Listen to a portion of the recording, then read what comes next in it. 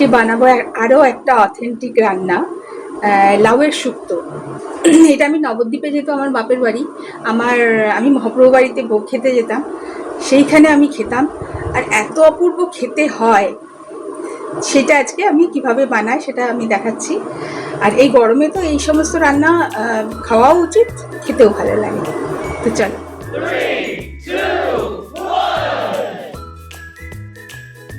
এর জন্য লাউগুলোকে লম্বা লম্বা করে কেটে নিতে হবে, পাতলা করে। লাগছে হচ্ছে রাঁধুনি আর আদা একসঙ্গে বেটে রেখেছি, একটু সর্ষে বাটা পাতলা করে, একটুখানি অল্প করে জল দিয়ে, ঘি লাগবে, বড়ি লাগবে, আর লাগবে দুধ, উচ্ছে লাগবে। উচ্ছেগুলো বেশ পেকে গেছিল, তাই ভেতরে বীজগুলো ফেলে দিয়েছি। সর্ষের তেল গরম করলাম কড়াইতে, ধোঁয়া উঠে গেছে। এবার বড়িগুলোকে আগে ভেজে নেব। বড়িগুলো যেন পুড়ে না যায়, খুব খেয়াল রাখতে হবে। ওই তেলেই উচ্ছেগুলো দিয়ে দিলাম, এতে কিন্তু নুন দিলাম না, আর শুক্তোতে তো হলুদ পড়ে না। উচ্ছেটাকে ভালো করে ভেজে নেব। উচ্ছেটায় খুব বীজ ছিল, সেই জন্য বীজগুলো ফেলে দিয়েছি, মানে পাকা বীজ ছিল।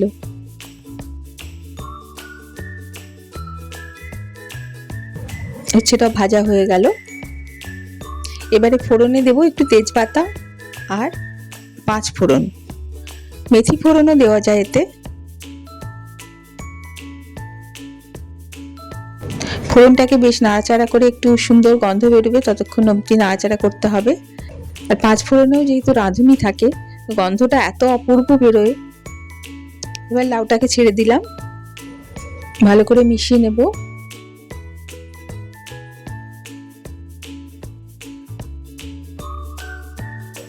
অসাধারণ খেতে হয়, মানে একদম স্বর্গীয় স্বাদ বলা যায়। এর মধ্যে দিয়ে দিলাম পরিমাণ মতো নুন।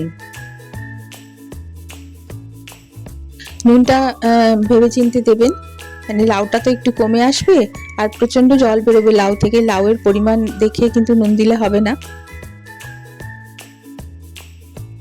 জলটা বেরিয়ে এটাকে মজবে, এটাকে ঢেকে ঢেকে খানিকক্ষণ রান্না করতে হবে।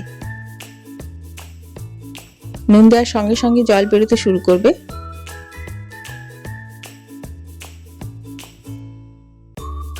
বেশ খানিকটা জল বেরিয়ে গেছে,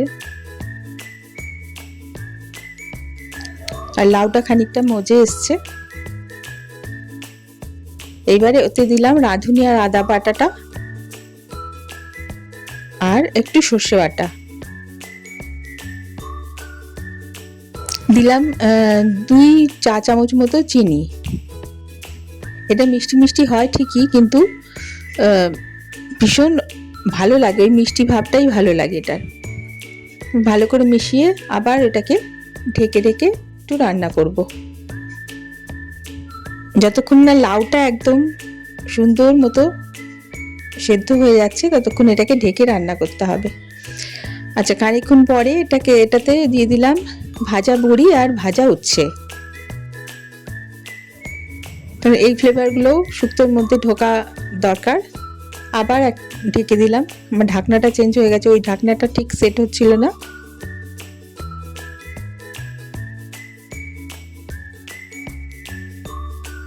বেশ মাখা মাখা হয়ে যাবে ততক্ষণ পর্যন্ত এটা রান্না করতে হবে।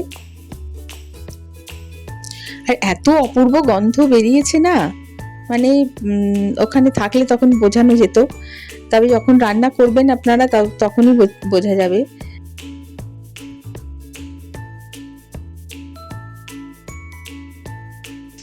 এবার দিলাম দুধটাও একবারে খুব বেশি দেওয়া যাবে না, আমি প্রথমে অল্প একটু দিলাম, তারপর মনে হলো বাকিটাও দিয়ে দেবো। ওইটুকুনি দেওয়া যায়, 1/2 কাপ মতন দুধ ছিল এতে।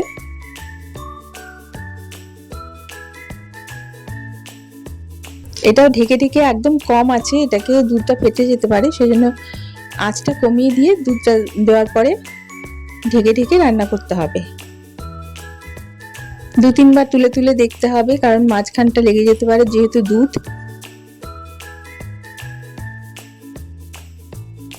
এবার দিলাম ঘি, গাওয়া ঘি, এটা আমার ঘরে তৈরি করাই ঘি।